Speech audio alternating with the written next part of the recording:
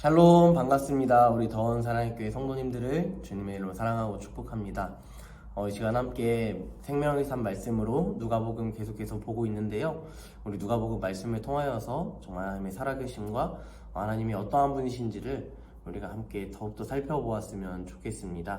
우리 오늘 함께 보실 말씀은요, 누가복음 19장 28절부터 40절까지의 말씀, 누가복음 19장 28절에서 40절까지의 말씀을 함께 보도록 하겠습니다. 누가복음 말씀 함께 볼 때에 우리 말씀을 먼저 읽기 전에 이 말씀을 잠시 요약하도록 하겠습니다. 예수님이 제자 2명을 택하여서 맞은편 마을로 보내셨습니다. 그 맞은편 마을로 보내신 이후에 명령하신 것이 있었는데 바로 나귀 새끼 한 마리를 끌고 오라 명령하십니다. 주님이 나귀 새끼를 타고 예루살렘으로 가실 때에 제자들이 큰 소리로 하나님을 찬양했습니다.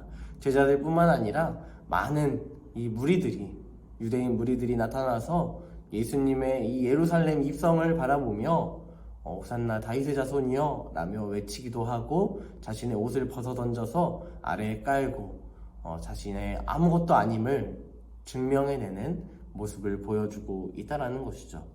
이러한 모습 앞에 바리새인들이 등장합니다.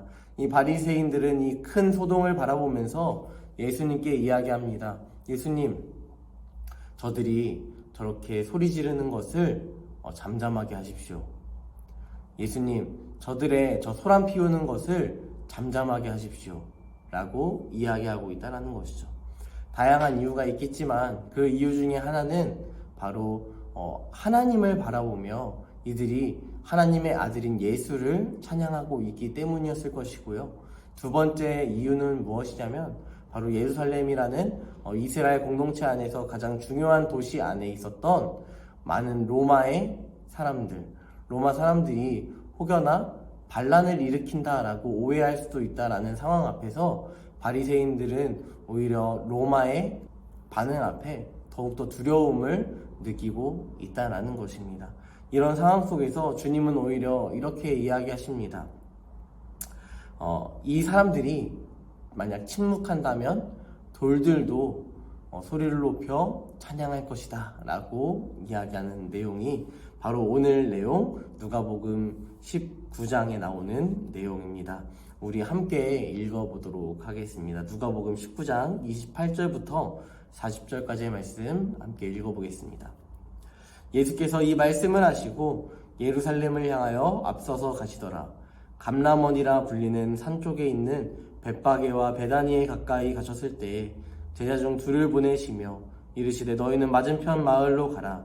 그리로 들어가면 아직 아무도 타보지 않은 나귀 새끼가 매어 있는 것을 보리니 풀어 끌고 오라.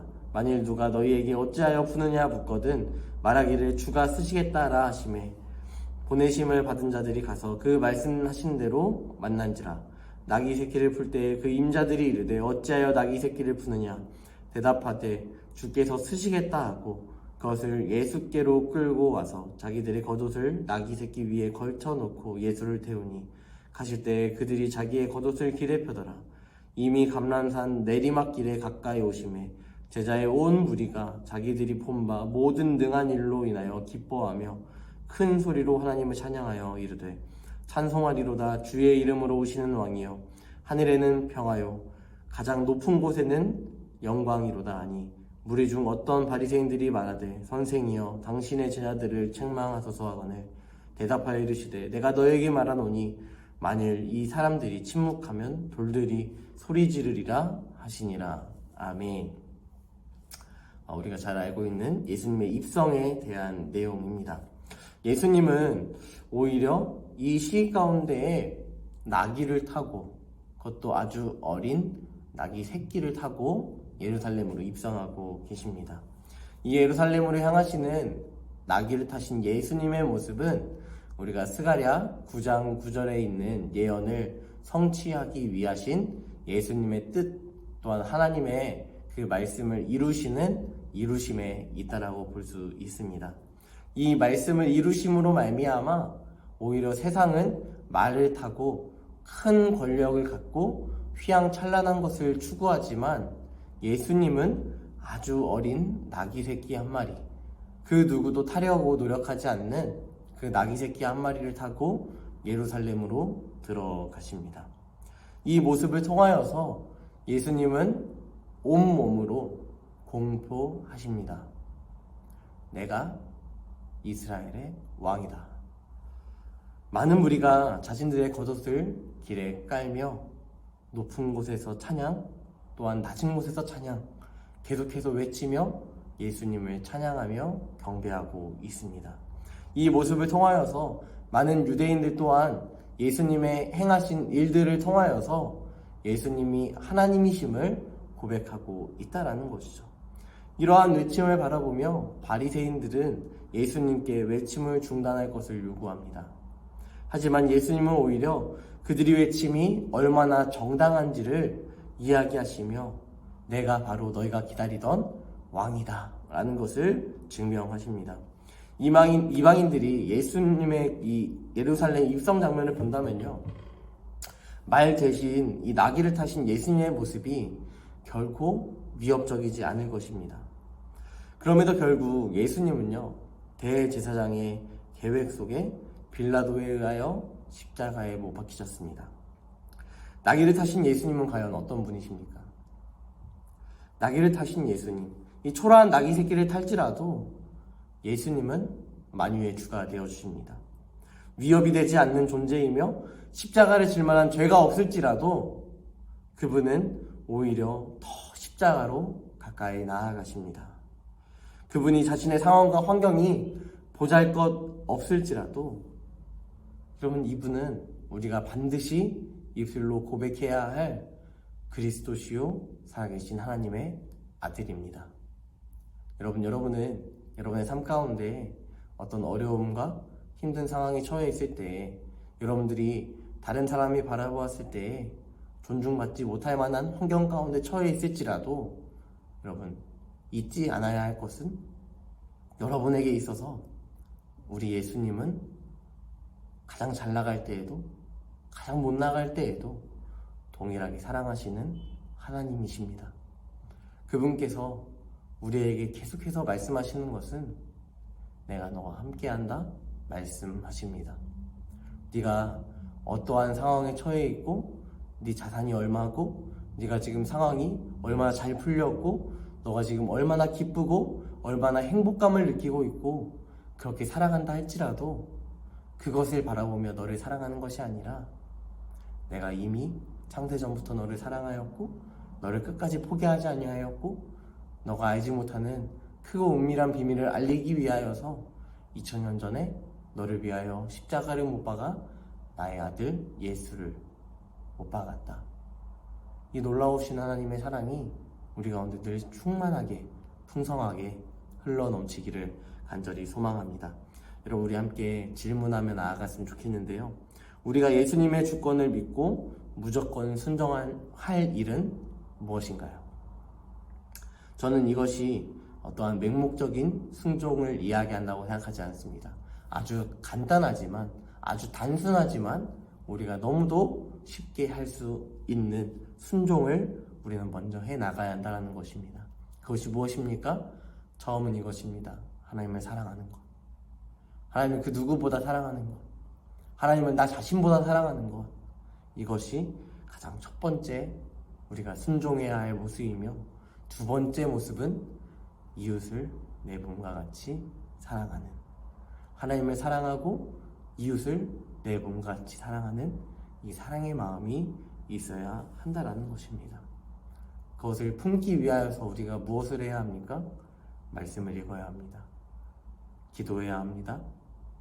또한 평생의 삶 가운데 그 은혜가 우리에게 너무도 크고 감히 헤아릴 수 없는 그 놀라운 하나님의 사랑임을 기억한다면 우리는 그 사랑에 힘입어 오늘도 감사하며 살아가야 할 것입니다.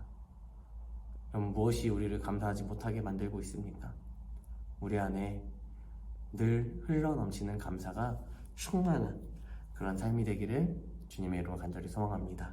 한 절 묵상함으로 마무리하겠습니다. 스가랴 선지자의 예언은요, 수룹바벨 성전이 봉헌된 뒤에 나타났습니다. 하나님이 이 약속을 허락하셨습니다. 나귀를 타신 예수님은요, 성전이신 그분을 몸을 찢기 위해 오히려 예루살렘으로 더 가까이 나아가십니다. 세상의 왕은 말을 타고 세상을 정복합니다. 로마도 그러했습니다.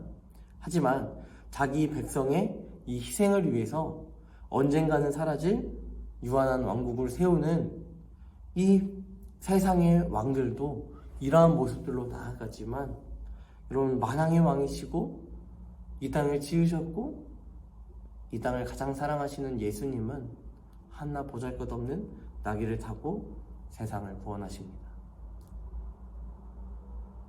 이기적인 자기 스스로의 나라, 한 나라를 세우려고 하는 것이 아니라 예수님은 하나님의 나라 안에서 각 나라를 사랑하셨습니다. 또한 각 영혼을 사랑하셨습니다. 자기 목숨을 버려 영원한 하나님의 나라를 온전히 세우셨습니다. 그렇기에 우리가 대한민국이라는 혹은 다른 나라의 어떠한 국적을 가지고 있다 할지라도 우리는 하나님의 나라의 백성이 되는 것입니다. 마지막으로 간구하는 것은, 여러분, 국제 정세가 굉장히 어려운 상황 가운데 우크라이나의 어려운 상황이 도달하고 있습니다. 이 전쟁 가운데 여러분이 전쟁을 통하여서 정말 하나님의 선하신 뜻만이 온전히 드러날 수 있게 해달라고 우리가 더욱더 기도하는 그런 귀한 더운 사랑의 교회 성도들이 되기를 주님의 이름으로 간절히 소망합니다. 기도하겠습니다. 전능하신 하나님, 은혜와 사랑에 감사합니다. 하나님, 무엇보다도 정말 주님을 사랑합니다. 하나님, 무엇보다도 내 이웃을 이제 사랑합니다. 하나님을 사랑하니 이웃을 사랑하는 것이 문제가 아니라, 시험이 아니라 오히려 우리에게 있어서 취해야 할 삶의 모습인 줄 믿사오니 그 모습을 품고 온전히 나아갈 수 있도록 함께 하시며 도우시고 인도하여 주시옵소서. 주님께서 우리의 삶 가운데, 한 주 동안의 삶 가운데 나를 위한 기도, 이 나라를 위한 기도도 있지만 우리 하나님의 나라를 위한 기도, 또한 고통받고 있는 우크라이나를 위한 기도가 계속해서 우리 안에 울려 퍼질 수 있도록 함께 하시며 도우시고 인도하여 주시옵소서.